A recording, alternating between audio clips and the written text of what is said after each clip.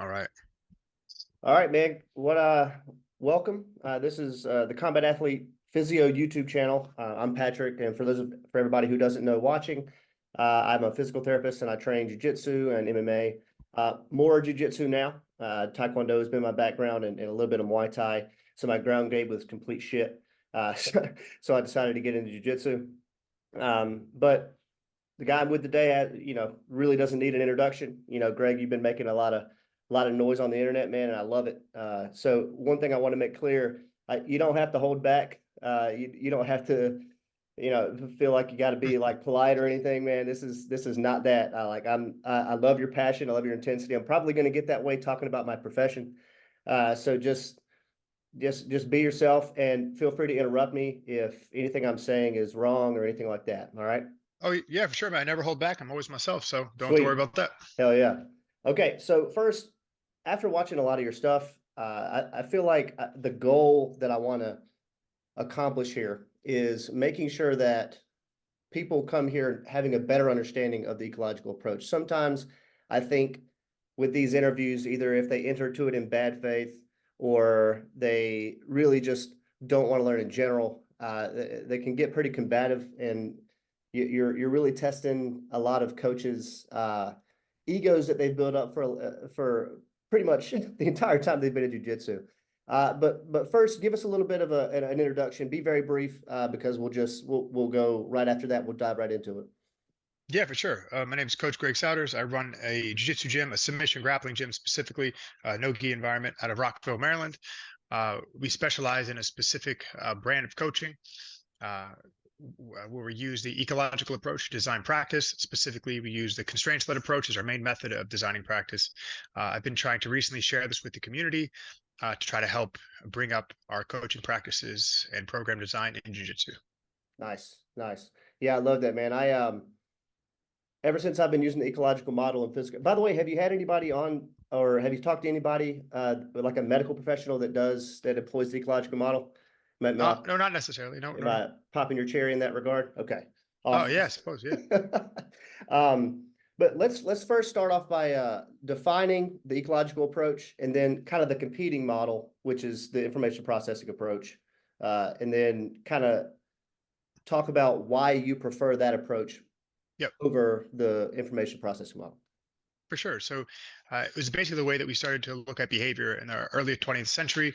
A researcher named Nikolai Bernstein was tasked to study blacksmiths to try to increase the worker productivity. And when studying blacksmiths, he was trying to discover ways that we could, like I said, increase their productivity and how they built products. And when studying them, he realized that there was this problem with the way that movements were coming out, that he couldn't understand how these movements were being controlled. So as a blacksmith was starting to do his task, he was using something else to control his behavior other than some focus on what he was doing with the hammer. Right. And so that sort of started this inquiry into why behavior emerges, how behavior emerges, what's the mechanism behind why certain behaviors are the way they are, and how do we explain them? And so this kind of started this path of research. And the researcher who I started learning this stuff about is a man named J.J. Gibson, who was looking at the same problem. And he thought that when we perceive the world, we perceive the world directly. And what this means is that when we look out onto the world and we go to act out on it, all the information we need to organize our behavior into a movement solution is present in the environment. And he coined this approach the ecological approach. And so ecological approach specifically takes the individual, the task, and the environment as the foundation of the system, or the foundation of emergent behavior, as viewed through direct perception. Since that time in the 1960s, a lot of other researchers have jumped on board with this idea of direct perception, and they've used it to sort of springboard a bunch of different ways that we could use that approach to solve problems in movement behavior, Right. Learning new behaviors, sports, solving developmental problems with behavior. And so, I mean, guess that's what I do. Great. Yeah, and I like the way you've taken that approach and kind of like superimpose it onto jiu-jitsu. I mean, it's a match made in heaven. It really is. I mean, well, behavior is behavior. Right. So exactly. Yeah. it doesn't matter whether we're we're a blacksmith, or we're a baseball Right. player, or we're a grappler, or a weightlifter, or whatever. These are all behaviors, and so trying to understand at a fundamental level what behavior is, and why it is what we should be doing if we are considered people who change other people's behavior. And I didn't get to finish answering your question, by the Oh, way. So you sorry. also Sorry. asked, what was the competing model, All and right. so to talk more a little about the ecological approach and direct perception, and how the information has, or excuse me, how the environment has all the information we need to act. In opposition to that is this idea of the information processing model. And this is a view of the world that treats the brain and the person as a computer. So we use our sensory organs to pull in information from the environment.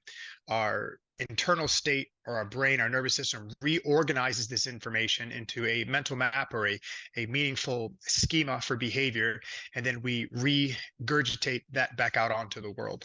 So the real difference is, one being with the ecological approach, seeing information as direct or delivered directly from the environment. The information processing model sees information as being a reflection of an internal model that needs to interpret what's happening in front of us. And this would be indirect perception, so to speak. Nice. Yeah, you see this a lot with new clinicians. They come out and, let's say we're trying to teach somebody a hip hinge, and they're telling them to soften their knees. They might give them a cue to, like, take a PVC pipe and put it up against their back, maintain 3 points of connection, reach their hips back. By the time you get your second sentence out, man, the patient has no idea what you're doing. For Like, sure. and you see that a lot. When I started jiu-jitsu, I saw this happening, and I was like, man, there's no way I'm going to be able to remember any of this. And that's when I started to find you, because I've only been doing jiu-jitsu for probably a year now. And I was like, this is exactly how I approach my patients when I'm treating them. And I thought it'd be really cool to talk to you. So let's talk about affordances and effectivities, because I think a lot of times people, when you say the word technique, sometimes I think it's being conflated. When somebody hears you talk about technique, you're talking about a very specific moment in time. You're giving them a solution to a problem that will very likely actually never happen again. It's impossible for it to happen again. Infinite amount of possibilities, depending on your level of analysis. And For when you sure. hear somebody say, "Yeah, but that guy's technique is really good," well, they'll come back with that guy's technique is really good. How did they get so good? Well, the technique that they're referring to is not the technique that you're criticizing. Right. So I No, think exactly, exactly right. I think it's important to parse those out. So how would you go about parsing those out to somebody who doesn't really actually know? So Like, if in they a asked you the simple difference, way, yeah. the way that I've been trying to describe it recently is, we have things that we could call techniques. So very discrete moments in time that at a certain level of analysis have a definitive structure. So we could talk about a double leg as being a technique, where I grab both your legs and I use it to take you to the ground. We could have a single leg where I grab one of your legs and I use that gripping of one leg to take you to the floor.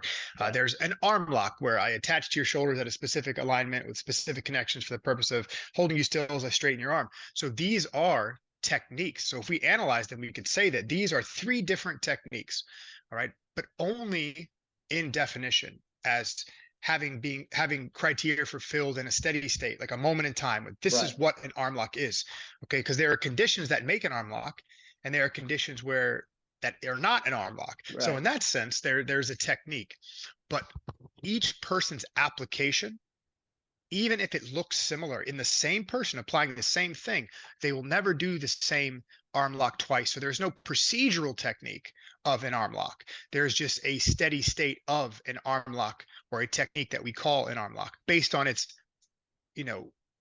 vacuum Right. based definition, Right. taken out of, with no context really. Just two bodies Yeah. lined up in a specific way for a specific effect. Yeah. Sorry, I'm writing down like notes as you talk. So if I'm looking away, Oh, it's go not because ahead. I'm not paying attention. Yeah. No, Because I not a like the problem. way. Yeah, I like the way you delineated those two. That's because I've got, I've kind of brought some of your stuff to my coaches, and I tell them, like, hey, this is the way that I treat patients, and even I think you've realized this by now, but once coaches start to look into this stuff, particularly jiu-jitsu coaches, they have this kind of existential crisis, man. Oh, for It's like sure. I mean, it's like well, because think about it. We exist in a community where uh, our instructor was taught techniques by his instructor, and we're taught techniques by our instructor, and we're given the task of teaching techniques to the people that are under us. So it's just been this model of learning by rote memorization, repetition from of techniques of the past. And this has been the tradition for ever since this whole thing started. Right. So when you hear a person come out and say, hey, wait, that's not really how we're learning, they're like, oh, there's no way, because I learned it this way and my buddy learned it this way, and they're world champions who learn that way, and this coach teaches that way and has 37 world champions, and blah blah blah blah blah. But they don't understand that we can reach conclusions, or we can reach positive outcomes even doing things in inefficient ways. I mean, that is the historical context in which anything is done. There was once, in the 1950s, a basketball championship where teams that were really good at the time played each other, and these coaches did the best they could at the time they were given, and with the knowledge they were given, to produce these world champion outcomes. But if a basketball team in the 1950s played a modern basketball team, it would look like children playing professionals. It wouldn't even be comparable. Yeah. And Yeah, so, that's so true. And the progression of coaching there, a lot of times people, you get lost in the sauce, right? You start to, you start to throw the baby out with the bathwater, and or you start I guess you don't want to throw the baby out with the bathwater, but you start to see things emerge, and you've never, which is what the scientific enterprise does. You haven't taken and isolated any variables, and it's like, okay, well, how do you know what works? Well, it turns out they've been doing this for 100 years now, and I well, tell not this to even my, that. Oh, go ahead, keep going. yeah, I tell this to my fellow, like, I had this crisis because I was an athletic trainer. I graduated undergrad in 2014. Was an athletic trainer, sports medicine. You're taking athletes from the field and you're bringing them back, or from injury back to on the field. And you've got a certain way that you do that, right? Especially with all the old heads. And I really love the rehab portion of that. So I went into PT school, and about halfway through PT school, I read this article. It was written in 1991, the fucking year I was born. And it was, what is repetition? What is repeated in a repetition? Effects Huh. of practice conditions on motor skill acquisition. And I was like, I was fucking mind blown, dude. I was like, what are we actually teaching people to do? Because Right. in a clinical setting, and there's research on clinicians learning through the ecological approach, like actually seeing treatments done incorrectly versus correctly. And the people who have watched that done over time, the people who see, or the group that actually sees techniques that they know are done in error, actually do better, like clinical techniques.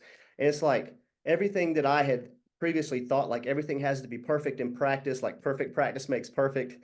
It's just kind of like, it's kind of thrown out the window. And so I have experienced that, and I don't really know what more I can say to a profession that says, we are the experts of human movement, and we're going to use movement as medicine, if you don't take the last 100 years of human behavior and see how it has affected skill acquisition, and you start to apply it to your patient population. And I'm trying to do that to the combat sport community now. And since the combat sport community, as far as having clinicians actually care about them, because most of the time clinicians just say, hey, just don't do this anymore. Why are you doing that? Well, Yeah, for sure. combat athletes are not that type of person. It just doesn't attract that type of person. And so they will take anything that they can get from a medical perspective. And I'm trying to make sure that an ecological based approach to combat sports is where it starts, at the bottom. I'm trying to be that voice of reason here. So I really like what you said there, man. So the books that you were about to say something, and then I was going, do you Oh remember what yeah, it was? yeah. Well, yeah, absolutely. I was just going to say that we talk about an ecological approach to skill acquisition, and what we're really talking about is a view that perception is direct. And I'm trying to urge this because at the base level, there's always individuals performing tasks in environments. That's always happening. So even in the 1930s, 1827, when you pick the historical point where we didn't know anything about any of this stuff, but somebody was still doing something out in the world, that was always the case. So no matter what method you're using to layer on top of whatever you have an existing thing, Right. and that is the individual task environment relationship. That never breaks down. That is that's the foundation, right? So an ecological approach is just assuming direct perception and then using that assumption to design practice techniques or practice methodology or practice frameworks that take this into account. So if we assume that all the information that we need to form behaviors present in the environment, Well, then what does that say about what we should do in practice? What should we have an athlete do? And that's really what it is. It's more of a question. Again, Right. with adherence to a base assumption about the nature of our perception and how it affects our behavior. So essentially, everything is an ecological approach, Yeah, that's just at its base. yeah, and I think so. I'm even going to take it a step further. You know how we kind of agree, like, I went through an existential crisis as a clinician, and I've heard you say before you go through this, you're like, man, what have I been doing this whole time? It actually goes a little bit further than that. You start to actually look at the rest of your life and think, man, um, like if what you're doing to the jujitsu coach, like to the jujitsu community now, the coaches, is is sometimes I think they're not just going to change the way that they train in the gym. They're going to change the way that they live. And For sure. it's not an easy thing. And I think that's a part of the reason why it's met with a lot of, maybe I won't want to say animosity, but you've got a big, you got a big stone to lift, and I'm here for it, Right. but it's like adopting this or making sure that you follow the science and have an understanding of this approach kind of necessitates that you change a lot about the rest of your life if you really take it seriously. For sure. Well, even the Yeah. way you do look at human behavior. So now when you're watching practice, it's going to change what you think you see. And this could be very overwhelming at first or even difficult to approach. Oh, it was, I mean, because I was an over cuer, right? I was telling my patient, okay, this is do this, do this, do this. And now, man, some of my coworkers laugh at me. Like, let's say somebody comes in and I had a lady, she came in and she just wanted to get better at getting up off the floor. She couldn't get up off the floor. And that is correlated with, a higher cause or higher risk of all-cause mortality, yada, yada, yada. I took her into a room, and this is part of the constraints-led approach, right? So I kind of constrained the environment. I gave her a couple of, I mean, she didn't know I did this, but beforehand, I put a couple of surfaces around the room, and had her get on the floor on a mat, of course. And I said, okay, get up. I'm not going to tell you how to do it. I'm going to give you 3 minutes to get up off the floor. And watching her learn is so much more powerful than saying, okay, roll over onto your stomach, put both hands on the ground, push yourself away. Now get one knee on the ground. Now push yourself up to the standing position. That she learned so much more in 3 minutes than I could have in an hour-long session of giving her cues nonstop. Because when she leaves the room and she goes home, she's going to know that without my help, she could get up off the ground. For sure. Right. Not using my cues, right? And so she comes back maybe the next session and she's like, I've gotten better at it. And so we eventually constrain the environment to the point where there's almost nothing there for them to use to help pull themselves up off the ground. Right. But For sure. there's almost no cueing done. And Yeah. so my colleagues are like, dude, what are you doing in there? I'm like, they're learning. And I hardly ever have to say anything to them. Yeah. So it's wonderful. Yeah, it's great. I mean, for my brand specifically, and what I do in the room is I mostly manipulate task. So because we're working in a sporting context and we're Right. working with another body, because the other human's body is part of of The the environment. environment that we're operating within. Yeah. So by cueing our students' intention and attention through task focus, we just get them to focus on invariant feature of the other person's body to try to produce intended effects. And so this is the control parameter for which behaviors emerge and how they emerge and all that Right. other stuff. So Yeah, and a yeah. couple of things you say that I've written down, man. Making and maintaining connection, controlling and immobilizing as it leads to strangulation and breaking. Like that's Well, that's well, yeah, let me. awesome. I can give you, yeah, my whole framework. So we actually, it's a staged framework, and really why I started, why I created this was to try to create a language where I could communicate what I wanted to happen based on condition and effect. So rather than your typical, position and aesthetic, I wanted to say that, we're trying to have an effect on the body and there's conditions that need to be present based on this invariant thing, this Right. thing that doesn't change that we're doing. And it's, first just defining it in the most broad scope of things. And this is, I've said this a million times, Like immobilization. standing guarded, Well, and well, pinning. well, those are just the macro scenarios, but Okay. either Okay. way, immobilization as it leads to strangulation and breaking. That's the big picture. Right. So Right. no matter where we are on the body relative to one another, that's our intended goal from everywhere. It's holistic. It's woven in through. all the different situations we find ourselves in. And Right. then if we zoom back out and, well, what do we immobilize and strangle and break? Well, we attack the periphery, that's the head, arms, and legs, to gain access to center mass. It's the hips, chest, shoulders, and back. And then we further immobilize center mass, the hips, chest, shoulder, and back, so we can isolate and reattack the periphery. That's the head, arms, and legs, head, arms, and legs. And so then so how do we go about doing that? Well, then we zoom back out again and we make and maintain connection for the purpose of controlling distance through isolation, segmentation, destabilization, and immobilization. And so in that little framework, it's just the same thing zoomed out from general concept to specific behavior. Right. Yeah, you do. I mean, you hit that ad nauseum in all of it. I've probably watched every single podcast you've been on, and that's it's almost like you've said it enough. You could probably wake up saying it at night, man. Well, I created it. Yeah, I So know. it's like, Well, that's the thing. it's So not, like I'm in the middle of that right now. Like I'm trying to create a framework that I can approach like for movement. I'm trying to codify a couple things just so I can make it consistent. Like you know, movement like rising, lowering, pushing, pulling, twisting, and locomotion. Like I don't or rotating and locomotion. Like I'm trying to set that framework so that at a macro level, so that I can then go in and be like, okay, the things that this is the foundational framework for the physical therapists, well, physiotherapists. Yeah. that sort of already exists. So do you know who Carl Newell is? Oh yeah. Yeah. Okay, Yeah. so Go ahead. Carl Newell was worked in the developmental psychology, physical development field, where he used an ecological approach, and specifically, he's the one who came up with the constraint-led model. So or constraints theory.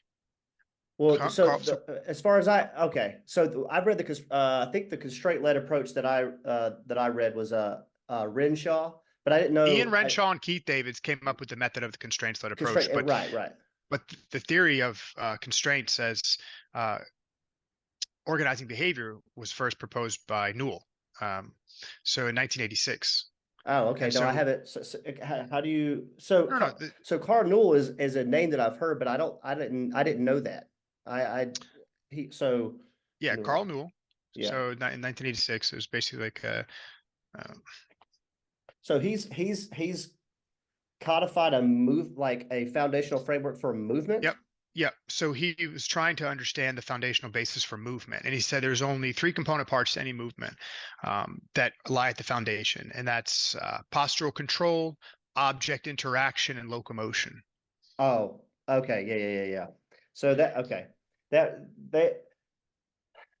we did learn about that in PT school, but we didn't hit on it very much. I have mainly just been focused on like the idea of motor control. That's kind of wanted to get now, and motor control has some issues with it as kind of as it relates to pathology and pain, and kind of what you and I do is a little bit different because I have to deal with pain, right? And it's kind of hard to. Uh, I've heard you say this, and this is potentially because we've done a lot of agreeing so far, but I do want to push back a little bit because that's what Please, yeah. scientists do. Scientific Yeah. inquiry is what.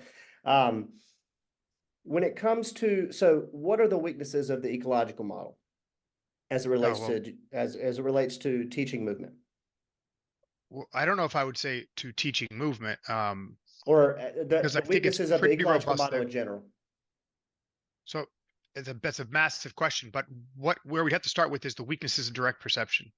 So does direct perception explain all the different nuances of behavior? How does direct perception handle affect, for example? Or how does direct perception deal with past experiences as affecting future experiences?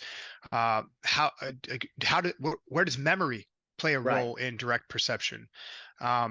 So there's now these things are being worked out by philosophers and scientists currently, and there's different ways that people are thinking about this because the idea of direct perception falls into a larger category of embodied cognition.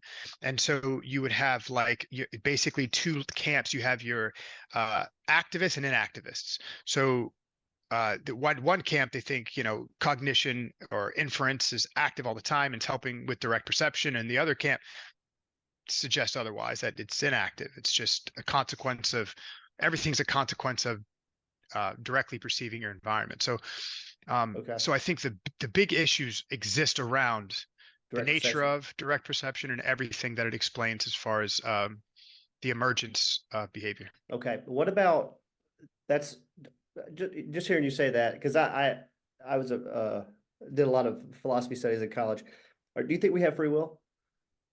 So it depends on, so again, I think everything's a problem of analysis. So I think when we say, do we have such thing as free will? We're asking again, another pretty big question. It's like, Do you think you're the conscious author of your decisions and your thoughts? so I'll be more specific, but before I say Yeah. something about that, It again, was those all would just an need, aside question. Sorry. Yeah. yeah, no, it's a great question. I love that topic. I talk about that Yeah. all the time with Okay. friends and other people. So no, I have my opinions about that. Me too. That's why I want to know But if we're aligned here. yeah, so to the way I kind of think of it is like this. I think largely everything's determined, but what determined mean for an acting agent is not really that doesn't really matter to the acting agent. So I'm choosing because I must choose within a set of parameters that are present in any given moment in any slice of time, but any slice of time being not slice of time like, but slice of time as is extended out between what has happened in the recent past, and again we can talk about what we mean by that, and what's happening in the current future. Right. And so again, these things where we are now at any moment is determined, but there's this, I think, this gray area that's swelled out between, again, the recent past and the current future, that within that space of time we can choose in a certain parameterized way. But Okay. no, I don't. I'm only the author of my current and previous state. So you're a compatibilist. You would consider yourself a compatibilist. I don't like to take any hardline definition about what I consider myself, because I don't know, because I mean, again, Yeah. I would have to understand everything about compatibilism and who Right. suggested what and what are the limits of that philosophy to call myself a thing. Right. Yeah. No, that, I mean, definitely. But I could talk about that all day. But so when it comes to when I ask the weaknesses, I'll narrow my question as it relates to direct perception. One of the weaknesses I see, at least in treating clinicians, and I think I might see it in jiu-jitsu. I don't know, you could be the answer, or you give me the answer. The question of whether an agent or a mover in this case is motivated to change the environment. Okay, Mm, so let's say you have a student and you've got this question before, but I'm going to push it a little step further. You got a student who's not learning, or they're always learning, but maybe not learning as well as they want to. Let's say, to use one of the examples that was given, what's the guy's name in Canada? The guy that you did Matt. Matt, yeah. So he talked about, what if you have a student who's just struggling with the mount position, right? He keeps getting rolled over, and you said you would ask him, which is, I agree. Like, why are you getting rolled over? Well, go back. I don't know. Go back and find out. They come back. They say, he's trapping my arm. You're like, okay, try not to let him trap your arm. Let's just say that kind of just regresses, keeps going. You say, I'm not Daddy Savior Greg, right? I'm not the guy that's here to save you. What say you about maybe taking some sort of an approach, like maybe giving them a solution to a problem in that environment? That is to say, to inject the information processing model. They might have a little bit of success. That primes them to have a little bit more motivation to change the environment. Instead of saying, hey, some people just suck and some people just are good and some people are bad. What say you about that? Well, yeah. So I think there's a lot there that we need to correct. So first is Okay. telling somebody something isn't the information processing model. The Well, information processing model is the way that we view perception. So either perception is direct and we get it from the environment, or it's indirect, meaning we have to reorganize it in a mental map before we regurgitate our behavior. That's all that means. So we're either talking about direct perception or indirect perception. right. So I guess what I mean is give them a specific solution. So giving someone a specific solution is called explicit instruction. Yeah, And give it's them not explicit instruction. That's what I meant. and Sorry. it's not necessarily an IP or EA approach. It's just a approach in and of itself. So what we're suggesting when we think about explicit instruction is that there is a movement solution for a situation that will solve all future problems. So if we're Right. talking about a student getting rolled over from the mount, for example, and if I tell, oh, just okay, get my arm trapped. Okay, well, next time you trap your arm, pull it out. Great. What did I give that student? Yeah, What you did I didn't. change about their Yeah, no, perception? it's that yeah, you changed their perception of the entire, you But did I? changed how they're gonna, well, you gave them you gave them feedback that is going to change, that hopefully will lead to learning in that specific environment. Well, no, I don't say hopefully, because the question you asked me was, why wouldn't I use explicit instruction in a moment where a student is struggling specifically with a problem that I knew the answer to? Right, Because what I'm trying to do is I'm trying to make a change in somebody's perception so they can pick up new information to act upon. If I tell them what to do, they never get to go through that right, process. Now, I could solve that momentary problem that one time by telling them to pull their arm out. But what happens next time when the guy traps a different part of the guy's arm and he's like, "Hey, coach, I can't pull it out." But the answer is, "Hey, you still just got to pull your arm out." So they don't explore that. They keep exploring the solution I gave them before, because I never taught them how to actually explore, how to actually perceive what's happening right. to you and then act Okay. upon it. So that's why I don't believe in explicit instruction, because you're solving a single problem at a single moment in time.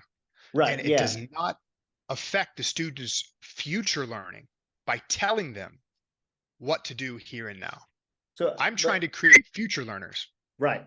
And I agree with that. My question was about the motivation of the actual mover. Right. So what, let's say that they're just not learning. I've heard you say when it comes to those situations, some people just are not going to be good, right? And For some sure. people are going to be bad, right? Yep. So let's say if we give explicit instruction and it changes their motivation to change the environment, that may keep them in the gym. Or, and I guess I'm taking a little bit more of an empathetic approach because I'm a clinician and I kind of have to motivate people, right? But Well, no, no. I don't hear that. I hear supposition. You're assuming that if I solve this problem now would change the nature of their intrinsic motivation. Yeah, that's just an yeah, that is what assumption. I'm saying. That is my assumption. My assumption is that if I change that and they have some success, which I'm assuming that they But then might you're have some, assuming that right? it's the affect they're having about their trial and error that's affecting their inability to learn. So you're making an assumption about that individual Right. and then about the nature of learning. And so what you're really saying is that what you believe is not that perception is direct or indirect, but that intrinsic motivation affects learner in such a way that if they can't solve the problem right now, they may not be motivated to try to approach future problems, and they might drop out of the sport. So you're asking a completely different question. You're not Okay. asking Okay. about the nature of direct or indirect perception and why I choose to instruct one way or another.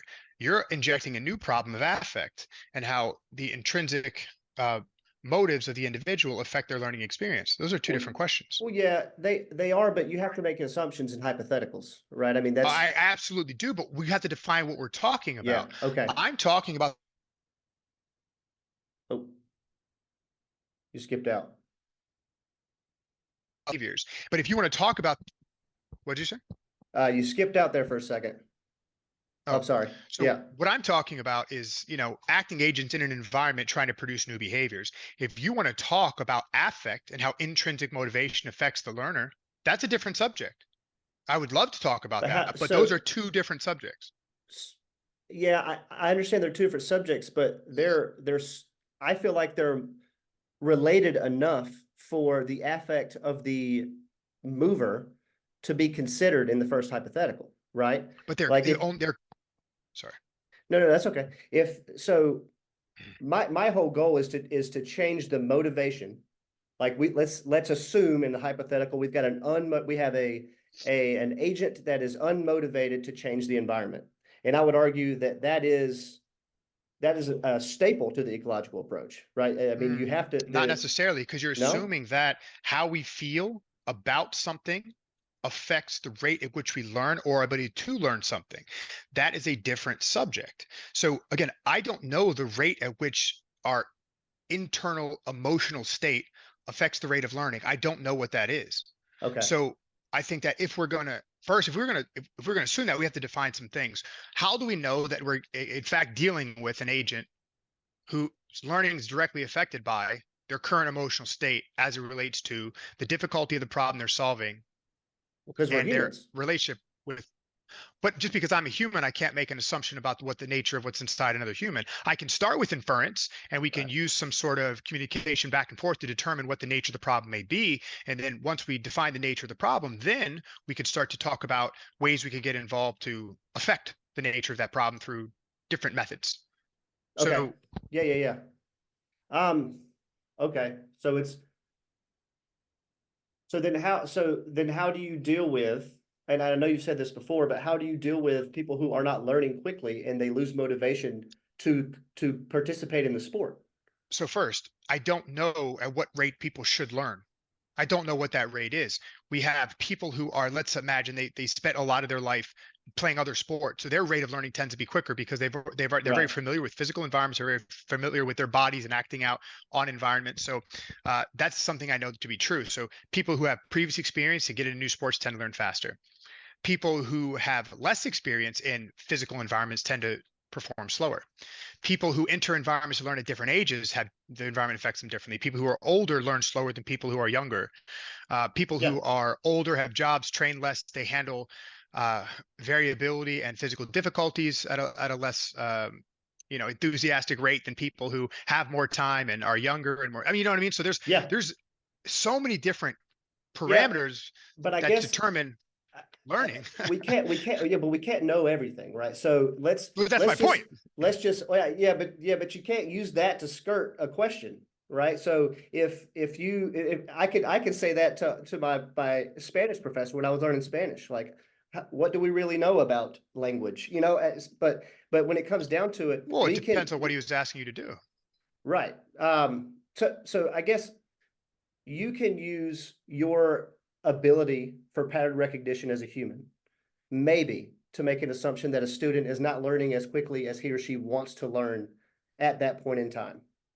Okay. Okay. So how do you overcome a lack of, or maybe a receding motivation within your students? Or is We that would have not your job? we would have to determine why that's happening. Okay. So It would be a student to how would you go student about that? through learning about the individual. So part of the Right. coaching process is developing a relationship with your athletes. Yes, yes. So, Which you have an incredible one, by the way. I watched all your videos of the competition, man. You guys have a great environment. That's awesome. oh, thanks, man. Yeah, I mean, Yeah. I spend a lot of time with athletes. I communicate with everyone as closely as I can, and specifically, I focus on the ones who give me the most time. So, if someone's going to give me 6, 7 days a week, they're going to get all my attention. So, Awesome. uh, because I'm Can there I 6, 7 days can I a week. stop you right there? There's a good parallel here between that and clinical practice. You talk about establishing a rapport with it. Research shows time and time again when it comes to clinical medicine that what we do, given natural history, you know what I mean by natural history? So natural history is just like this idea that, if you have back pain, most of the cases heal up within 8 weeks, regardless of the intervention that you have, right? For sure. So if you establish a rapport, trust, and set realistic expectations with your patients, your outcomes are better regardless of if you've had 10,000 CEUs or if you're a fellowship trained clinician in whatever field. For So sure. that extends. I think that is another part of I guess I don't know, because you're using ecology more, the term ecology, more accurately than I am. So I'm trying to get my vocabulary right. That's more of an ecological. Um, Everything is ecological. How would you say that the ability to establish a rapport and understand your patients or your students as human is So, foundational to the ecological approach, or no, just no, no. So is ecology? no, no, no, no. That's okay. The ecological approach is just first Oh an yeah, right. approach where we're assuming task, individual, environment cannot be decoupled. Those Okay. three things all affect each other and all their contexts, and they constrain everything. Continuity. Okay, so that can't be broken down any further. Okay. As a function of that relationship is the idea that we, the perceiving agent, perceive things directly. So as individuals act in environments, we use direct perception to pick up specifying information in the environment to organize our behavior. Right. Okay. That is literally how I look at behavior. I agree with that starting point. and then I go from that starting point as an assumption, and I filter everything through that. Right. So Yeah, if that's we're it. talking Go ahead. about, let's say, like the nature of how human to human interaction is affected by care for one another and an open rapport, to me, this would be part of the individual constraints present in the human system, and more specifically, the social aspects of the human system. So we being a social creature who interact with one another and take care of one another and form groups and form relationships within these groups, these dynamics can explain the specifics we see within the task environment system of human interaction dynamics in groups. Okay. Okay. So let's get back to what you were talking about before.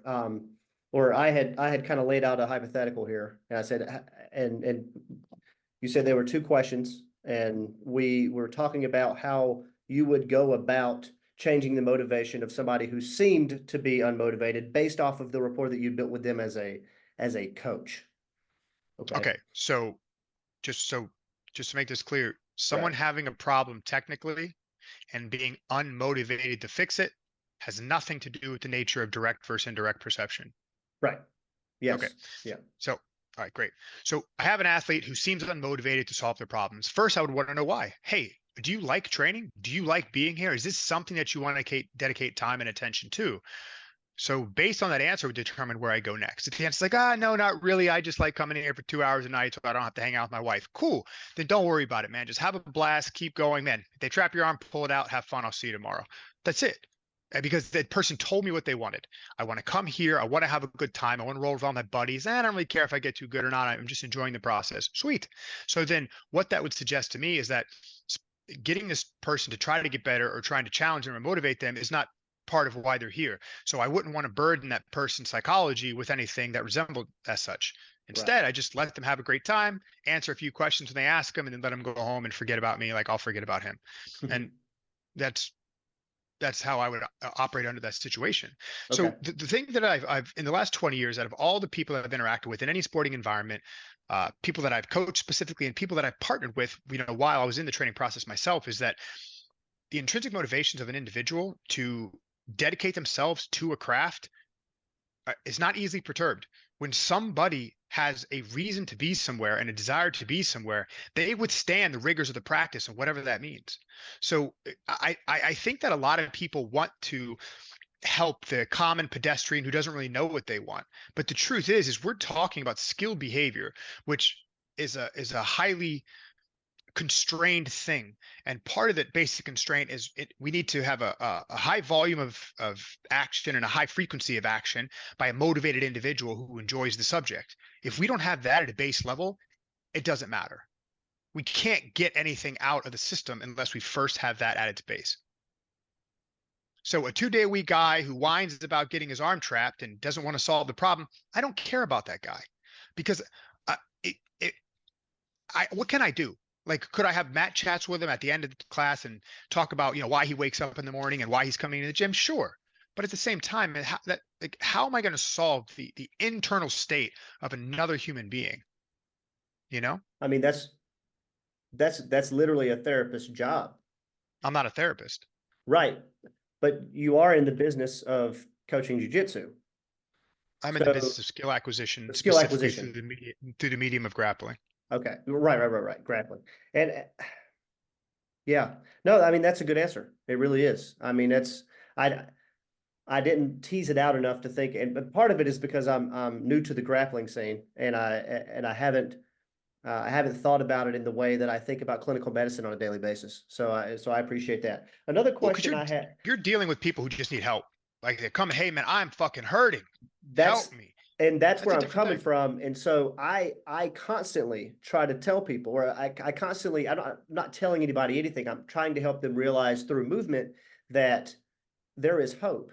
And I guess I need to set that assumption. I need to set that assumption aside whenever I'm thinking about questioning you about coaching, because that really isn't a focus of yours. Well, no, because Skill acquisition or skill acquisition as it relates to grappling is completely different. You don't necessarily have to worry about that pain, I guess, the pain experience. you Well, know? we do have to worry about that, but again, its manifestation is different and how we have to deal Right. with it is different. So when you're a specialized athlete, when you're training, 18 hours a week, on top of having a job, this is pretty stressful in the system. And so there will be psychological pain, there will be physical pain, there will be things that these athletes are going to have to face and go through. And if we're talking about a committed athlete who is dedicating their time to the commitment of building this craft, then that's a different thing. I often talk to my athletes about their mental and physical struggles, but I'm not talking about the regular guy 2 days a week who can't get his arm out of the mount. Right. That's not what I'm talking about. Okay. We need a base level of commitment to the craft in order to transition into other areas. Like, it's funny. Just a quick aside, and just Yeah, kind of go ahead. how I think things. I tore both my adductors and separated my pelvis a couple years ago, and I couldn't do jiu-jitsu for almost a year and a half. It was I was horrible. going I to couldn't ask you even. about that here. So It this is was. good that you're We bringing can it up. talk Yeah. about that. It was horrific. Okay, it was Yeah. What? horrible. So what happened? So I don't actually know what caused it. So when I Sure. got the MRI back, the doctor who read the MRI is a friend of mine. So he called me right away, and he just said, "Listen, before I read you the results, I'm going to tell you something right now. Before I read the results, I don't want you under a barbell, or and I do not want you using your guard at all." So he's like, "I'm not. Before I tell you what this says, that's where we're at right now." And I'm like, "Okay, what?" And he's like, "Well, basically, you tore both your adductors and your pelvis is separated. It was like 1.2 centimeters on the left side and 1.7 centimeters on the right side. Like he's like, your shit's about to rupture. If it comes apart, you're done. Like it's going to ruin the rest of your life." Was he talking about the adductor muscle groups or like a specific adductor muscle? Because there's like 5 or 6 adductor Oh muscles. yeah. So I don't know what they're called, but basically, like my groin, where it connects to the center of me, Yeah, on the pubic it tore. symphysis. Yeah. Both those spots tore, and then the little connecting piece there in the middle, as I guess there's two, they started to separate. Yeah. Yeah, the pubic And rama. Yeah, so you don't know how it happened though? That would seem like a traumatic, or was it just kind of like an overtraining thing, so or here's what's interesting. I always had like this discomfort, like I was having this discomfort in my pelvis all the time. Like it just hurt. Like I was just like, I can't describe it. It just didn't feel good. One day I was actually being entangled by another player. So the guy was like heel hooking me, yeah. and I was escaping the heel hook, and I rotated out. And I don't know what happened, but during the rotation, when I tried to kick my leg free, I felt like a pop, and it was like I don't even know what it was, but the pain was really severe. I got up and I was like, oh, I'm done training. I threw like a little temper tantrum. I was frustrated at myself. Put my clothes on, got in the car, drove home. When I went to step out of my car, I stepped my leg out of the door and I went to step it on the floor Push and I down. collapsed. Yeah, just boof, and I just fell. And I was like, holy shit. Like I had to like get up holding the car and I was just wrecked. So anyway, God it's a long damn. story just to tell you that Yeah, yeah, yeah. after I started rehabbing it, and I could actually walk and I could bring my knees to my chest. I needed something to do because I couldn't do jiu-jitsu anymore. So I started bouldering. So I was doing like, little rock climbs. I started bouldering. And I basically took all that desire to train every day and I put it into bouldering. So I was bouldering 2 hours a day, 4 days a week. I was just like obsessed because I had to do something. And during that time, I met a guy, and a guy came up to me and he said, "Hey, I heard that you're a personal trainer," because I started to get to know the people at the gym. And he was like, I was like, "Yeah, what's going on, man?" He's like, "I have to ask you a question." I'm like, "Yeah, what's up?" And he's like, "Oh man, I have my leg hurts." And I'm like, "Your leg? Okay. Can you not walk? Is your leg popping? Is it stiff?" He's like, "Oh no, I fell down while I was hiking and it feels like a little bruise or something." And I was like, "Man, what are you Shut saying?" the He's like, fuck up, dude. "Exactly." It's like, what should I do about it? I was like, "Listen, I'm not trying to be an asshole, but you're asking the wrong person. I wouldn't Get even the hell notice out of that. here. Yeah, yeah, Yeah, yeah. I don't know what the fuck you're talking about." But Yeah. anyway, the whole reason I'm saying that is like, there's a certain level of like physicality that we're going to face when doing anything difficult. Um, and and sometimes just a little bit of pain is enough to irritate somebody where they really feel like something's actually going on. And it's like, Yeah. buddy, And that's not the case. and not a lot of the folks that watch my channel, not a lot, I'm still a young channel, but a lot of folks that watch the channel are they don't know this about me, but I was in the military, now I'm in the National Guard. Well, still in the military, but National Guard. And I tried out for Special Force Assessment Selection. You know what that is with the for the Green Yes. Berets? Yeah. Yes. So I didn't make it, but the level of the amount of pain that you are in at any given time during that, it is kind of unfathomable once you come back and think about it. And so as somebody who has to be a little bit more empathetic to my patient population when I come back, it's like, Yeah. or if I hear somebody jujitsu say like, "Hey man, I can't really turn my neck very much the right way." It's like, dude, I know I'm a physical therapist, but like, get the fuck out of my face. Yeah, Yeah. Yeah. Yeah. I want to help you, but there's something that you have to have in order for me to help you, and I know that that's what you're getting at right now. So That's exactly right. yeah. But I did have another question on, I mean, obviously you're familiar with the terms knowledge of performance versus knowledge of results. Yep, absolutely. Yeah. So Yep, you have your folks watch film, yeah, for sure. and it's awesome. Knowledge of performance is great. And these are specifically to identify attractors. If I'm not Identifying variants, identify right, attractors. Yep, right, in absolutely. various attractors. Yeah. So I heard you say, and I may be kind of misrepresenting it. So just let me know if I am. So you said, some of my athletes might like say, "Oh man, I shouldn't have put my hand there then," or yada yada yada. You said something about maybe I shouldn't place my hand there in that situation again. For How sure. Yeah, yeah, yeah. how is that not sneaking in a little bit of explicit instruction? So explicit instruction can be used as a intervention for solving problems in specific moments. So Wait, wait, it's a wait, give and wait. take. Let me stop you there. So Yep. how would that not have worked in my first hypothetical? Because you're talking about a new student who doesn't have enough context in which that explicit instruction can be abstracted. Okay, so So the thing is an experienced student that's watching film, and so yeah. that okay. All So right, sorry. if I'm dealing with a student who is advanced or has lots of experience in a given situation and we're looking at a problem. So there are two things that we're really going to think about. Is there anything I could tell you now to start getting you to focus on if and when that happens again? So saying something you shouldn't put your hand here when this happens. So that intervention as explicit instruction is just a way to shift their attention. So if it happens again, ding ding ding, coach and I talked about this. This must be something that I don't like. But here's the issue. Just discussing it doesn't stop it. It just helps you Right. recognize when it's happening again. So we want more than that. We want to be able to intervene and remove that attractor or bifurcate it or shift it. We want to do something else with that or build a brand new one. Okay. So we have to do that with practice design. We can't do that with, hey, this is what went wrong. Don't do this next time.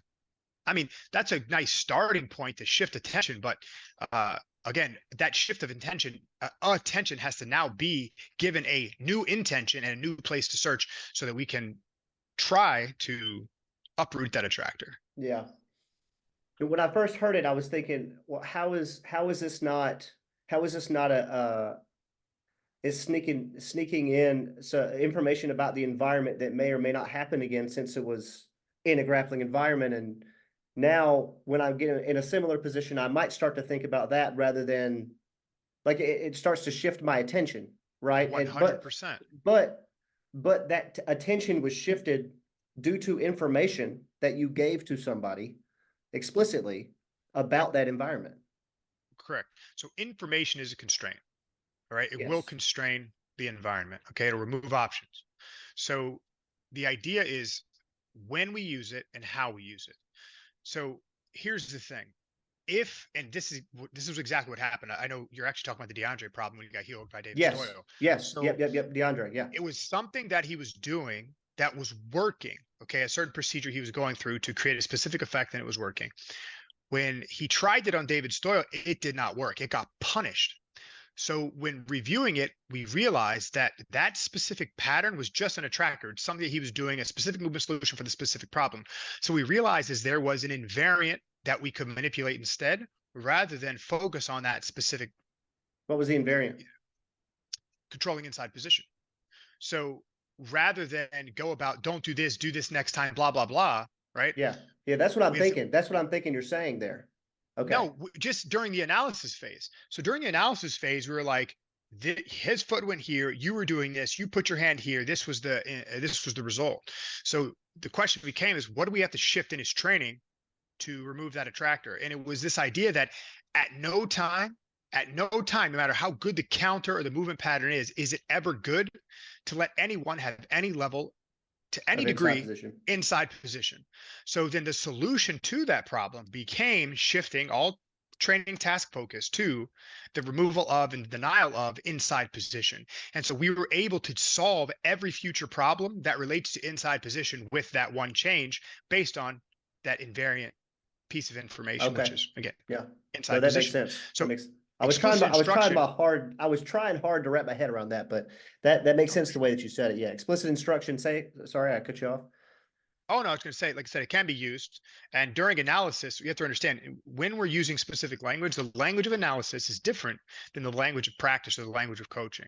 So analysis is just two people sitting around looking at something that has already happened and trying to create lines of definition so we can make sense out of what we are looking at. And then once we make sense out of what we're looking at, we have to basically filter it through the way that we're training. Okay. No, that makes a lot more sense. Write that down real quick. No, great. Yeah. So my coach specifically had a question for you. He made it sound like, he only watched one of your videos, so it's about as much of attention I could give. And they're like, it's like the classic, oh, he's doing pretty much the same stuff as like this is positional sparring or whatever. I know that gets to you. But he wants to know specifically how you would he wants to know how you would teach submissions, because in his mind, and I tried to say, hey man, like this is not like a new thing. Like he's a new voice for this in the grappling context, but it's not a new thing. Sure.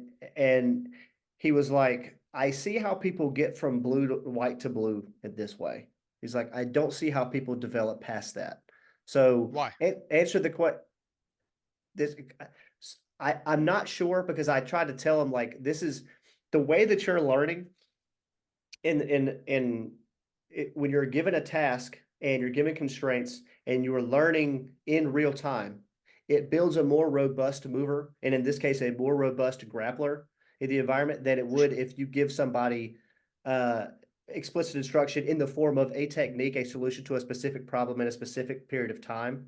And I tried to walk him through, like, hey, maybe it works better this way. Like, and I actually heard you say this on, I think it was one of your students' podcasts. You're like, is this outside Ashi? Is this outside Ashi? Is this outside Ashi? Right. And depending on your level of analysis, I mean, just like lifting your finger, like, is that the same environment, So I tried to explain into that, but he wasn't having it. So answer the question.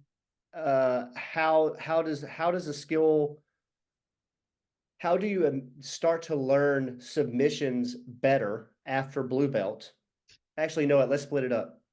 How do you gain the level of skill acquisition that you have after blue belt? How does that maintain once you've kind of reached this level of like this 2-year magic mark of doing jiu-jitsu? And then the submission question, how do you teach submission specifically? Okay. I'm going to answer both those questions. The first thing I want to point out is just, you can take this back to your coach, his severe and blind flaw in logic.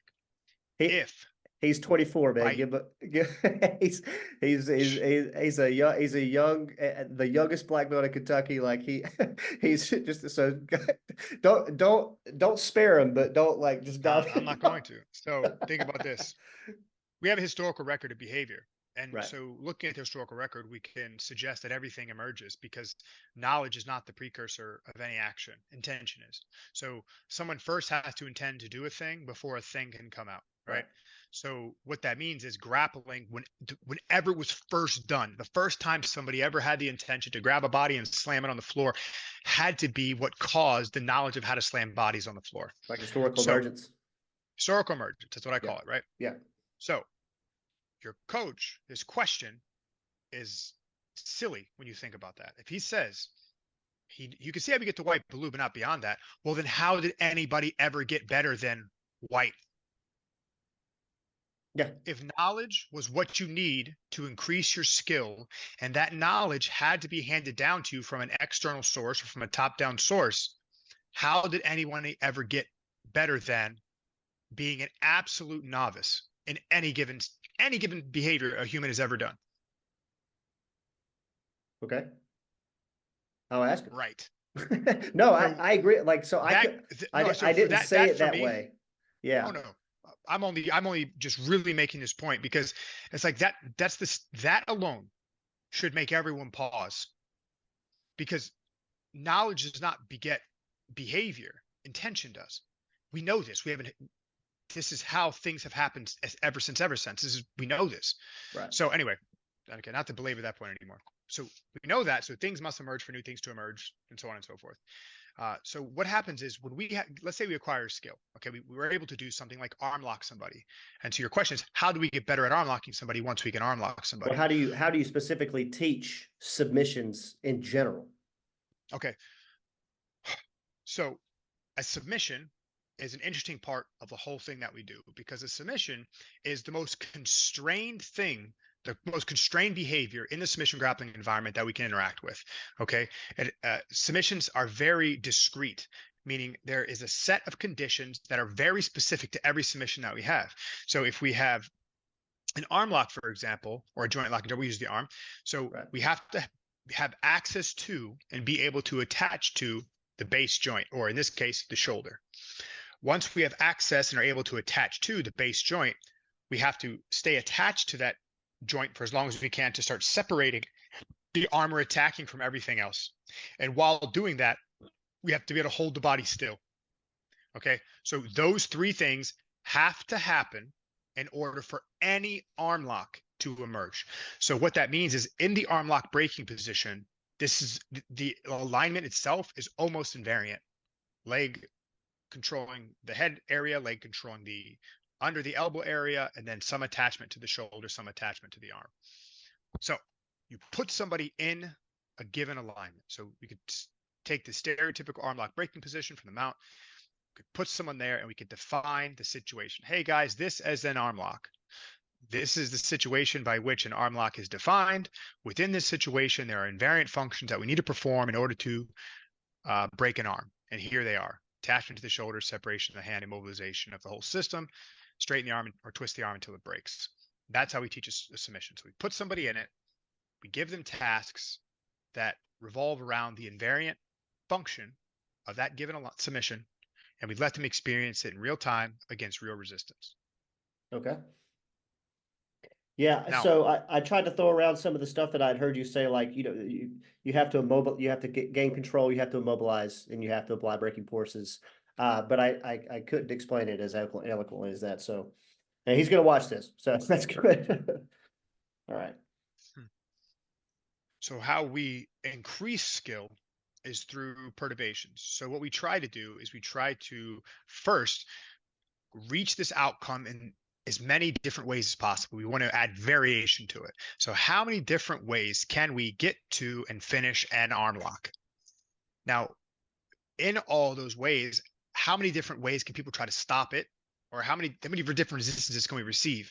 And can we adapt to all those different levels of resistance within the variations that we're able to achieve that relate to the arm lock? Okay. And so basically you stabilize the skill and you perturb the skill. If it stays stable under perturbations, it becomes adaptable and flexible, and then you have a high level skill. Right.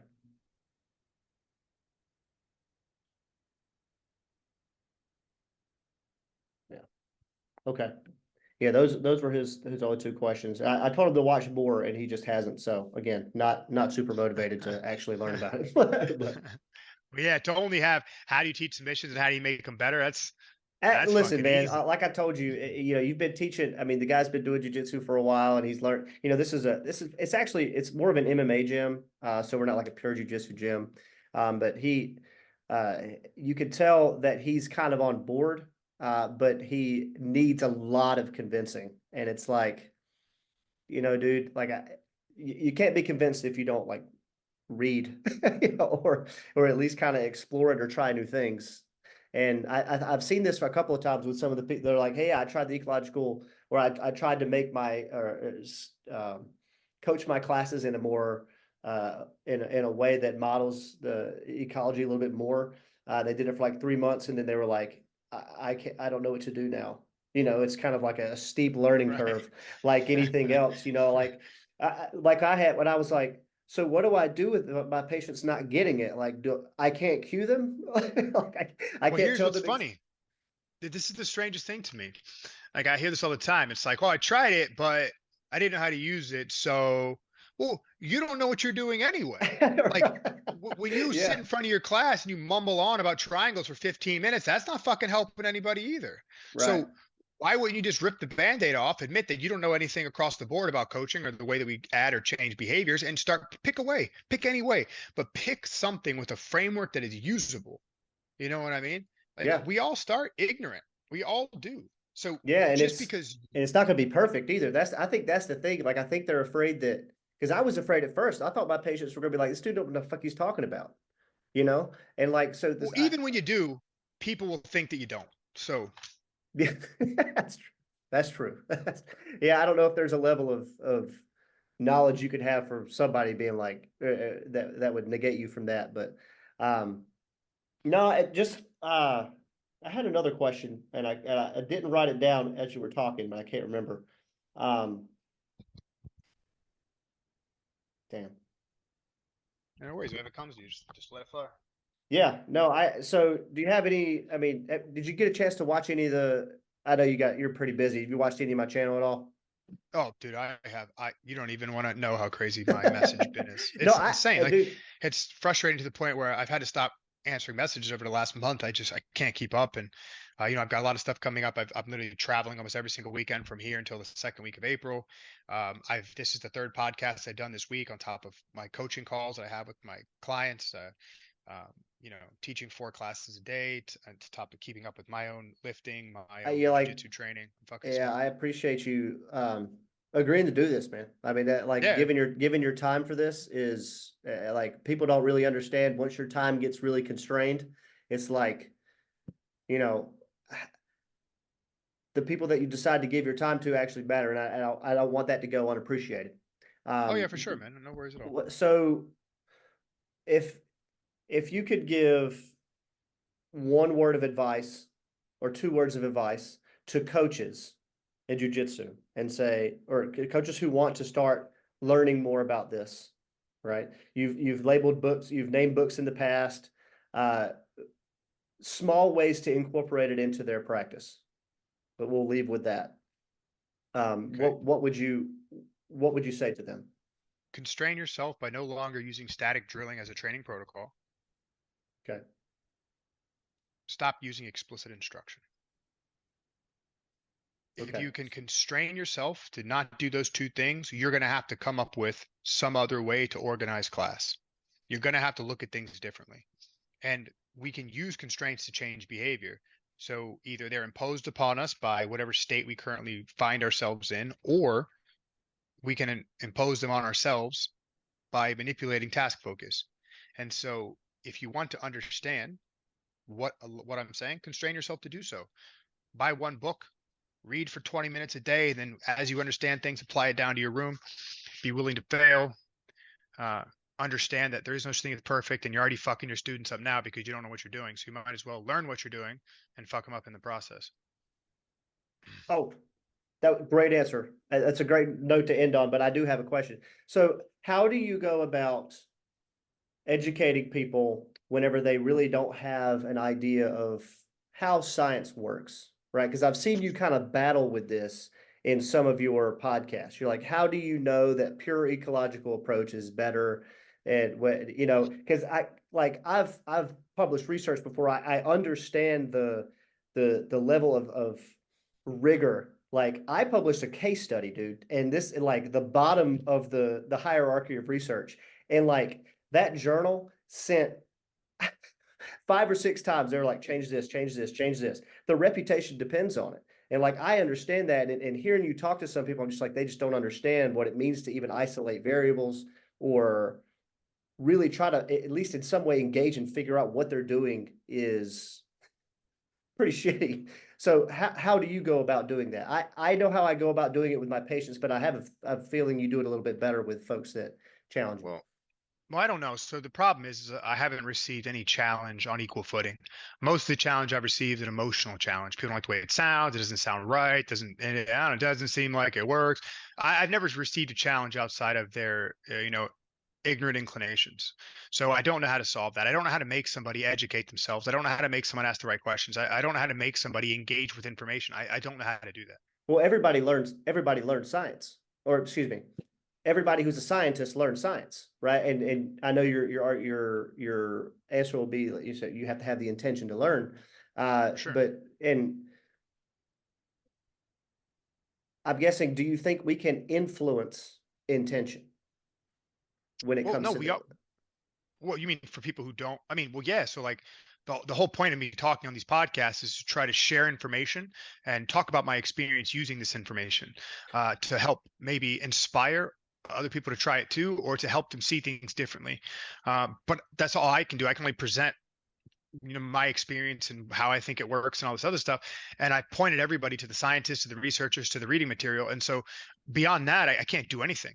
Like yeah, I don't know. but it's hard. It's a very daunting task to somebody who's not used to reading scientific literature. And I know that you overcame that, right? You know, you didn't have Right. a scientific background, but it's like a lot of times I'll tell my patients, hey, this is an article. I've highlighted a couple things, right? Just tell me what you think next time. And then we'll slowly start to plant these seeds of kind of, I guess, scientific, um, I don't know what you want to call it. Inquiry. Like, yeah, maybe inquiry, just get the scientific interest, get them interested in actually reading articles that the whole scientific enterprise is designed to take your feelings and separate them from the actual facts, right? And so that's how I ask them to learn, or how I kind of lead them to learn. And I wonder if you've done that with anybody who's actually come at you in good faith, right? Who actually wants to actually learn about it. Because all I've done is lead them to the researches and to material. I don't know. I'm not in the business of convincing people to do things. I mean, I heard once that there are two ways to sell something. One is with enthusiasm. One is with indifference. So I choose indifference. Okay. The thing is like, I heard this one time and I didn't really believe it when I first heard it, but I'm starting to believe it more and more. And it's that, that classic saying that leopards don't change their spots, i.e. Yeah. people don't change. And I think that's really true. I think that the only changes we see are is the capacity to change. And so if somebody really wanted to know, they would know. They would go out and they would do the work. But if they don't, that's fine. It's just not a priority for them and they're not interested. And that's okay. I couldn't imagine wasting my time being, everybody's Tim Robbins on how to engage with science. It's not for me. Right. Okay.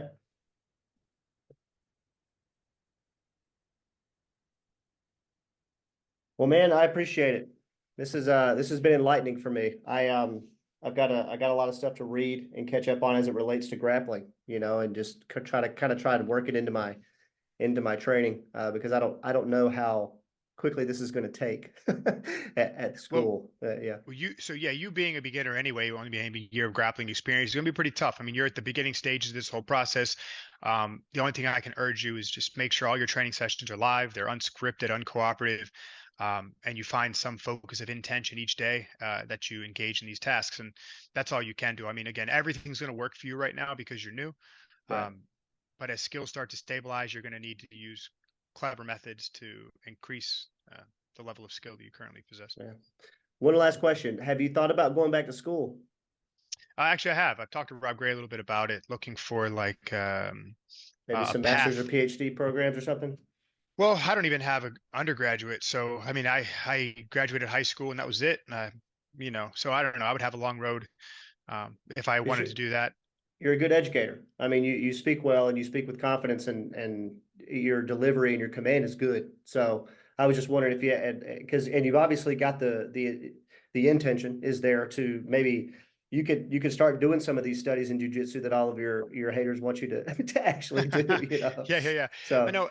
The thing is like I'm really curious on the philosophy side itself. I'm really curious about direct perception. I'm really curious about constraints and context and embodied mind. And there's a lot of things in this field that I'm very curious about. And I just follow my curiosities, but try to read what's out there. The idea of going back to school to really engage with higher level ideas and higher level right. thinkers and people that could actually push me in these directions is very attractive. But at the same time, the procedure of wading through the mud of some stupid program and engaging with things that I don't want to, it Yeah. feels a little bit daunting. So I'm not really sure, but it's It something I is, do play dude. with. It is. And I would say, like, think long and hard about it. And I know you will, but there is a lot of bullshit. It's like to get that degree and to get some like sort of credibility scientifically, it's just a lot of bullshit rolled up in a For lot sure. of the stuff that you want to, but the training that you get as far as like being able to conduct actual studies like independently is pretty valuable. But No, you're a No, hell of for an sure. educator, and I want to extend you. So, if I'm ever out, so are you near the DC area?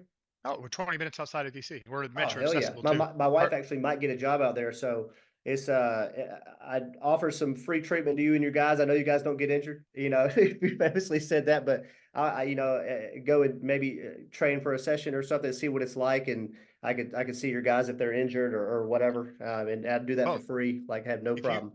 well, if you make your way to DC, come visit, come swing through. We can develop some rapport and interact with one another, and we could offer Yeah, each other services. that's what I mean. I'd love to be a part of it in any way I can. I really appreciate what you're doing. So, but I got to get going, man. I got to eat some dinner. So Yeah, I appreciate you coming on, man. yeah, buddy, no problem. All right, see ya. Take care. Bye bye.